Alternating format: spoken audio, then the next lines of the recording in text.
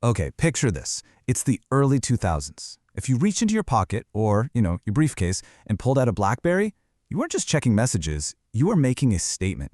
You were important. I mean, CEOs, presidents, massive celebrities, Fortune 500 executives, literally all of them carried one. It was the ultimate status symbol for the corporate and cultural elite. And then, well, almost overnight, in the grand scheme of business, it just completely disappeared. So let's dive right into this because today's explainer is a truly fascinating, forensic look at one of the most dramatic business collapses in modern history. It is the ultimate question, right? How exactly did a company that held a virtual monopoly on mobile productivity simply vanish from our pockets? This isn't just a story about a phone. It's really a cautionary tale of disruptive innovation. It's a masterclass in what happens when a tech titan gets just a little too comfortable. So let's rewind the clock and look at how this giant was built and exactly how it fell apart. Section 1. The BlackBerry Empire. So to really understand the fall, we've got to look at the foundation built by founders Mike Lazaridis and Douglas Friggin at Research in Motion, or RIM.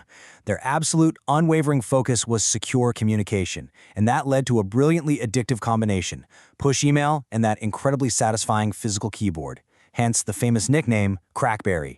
Actually, before this, checking email on the go was super clunky, but BlackBerry pushed messages instantly and let you type out responses at absolute lightning speed. You literally had the most powerful people in the world completely hooked on this highly secure, efficient way of staying connected. Section 2. The Touchscreen Revolution. The timeline of disruption basically starts at ground zero, 2007. That is the year Steve Jobs unveils the Apple iPhone. It was sleek, it had zero physical keyboard, and it was all about the screen. And the BlackBerry executives' reaction? Well, they totally underestimated it. They fundamentally believed that serious people would never, ever want to type on a piece of glass. But hey, the threat didn't just come from Apple. In the years that followed, Google introduced Android, which was an open ecosystem that aggressively accelerated innovation across dozens of different phone manufacturers. So suddenly, BlackBerry was fighting a massive two-front war. We were suddenly looking at two entirely different worlds. In one corner, you've got the BlackBerry mindset. It's rigid, deeply reliant on physical keyboards, and entirely focused on enterprise and work. Then, in the other corner, you have the new ecosystems of Apple and Android. We're talking vast touchscreens, open systems, and this brand new concept called the App Store. BlackBerry basically thought they were in the email business, but consumers, they decided they wanted the games, the web, the entertainment business. Section 3. The Fatal Mistakes. So it wasn't just external competition that doomed them, though that was huge. It was really a cascade of compounding internal errors. For starters, their software was sluggish compared to those sleek animations you'd see on iOS. And because they were late to the game, app developers completely ignored them, leaving them with a profoundly weak app ecosystem. Behind the scenes, internal leadership struggles were paralyzing decision-making. By the time they finally realized touchscreens actually were the future, the response was severely delayed. But their overarching fatal flaw, they protected the past.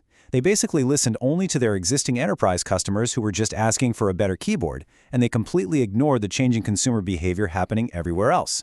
The result of all those mistakes? Billions. And I mean billions. This was not some slow, graceful decline. It was a brutal, incredibly fast collapse.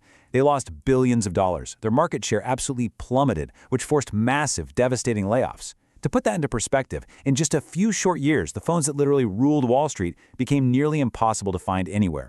Section 4. The Autopsy and Reinvention. Eventually, BlackBerry had to face a really harsh reality. The era of their phone was officially over. So they ended all in-house smartphone production. But how did they actually survive bankruptcy? Well, they executed a massive pivot.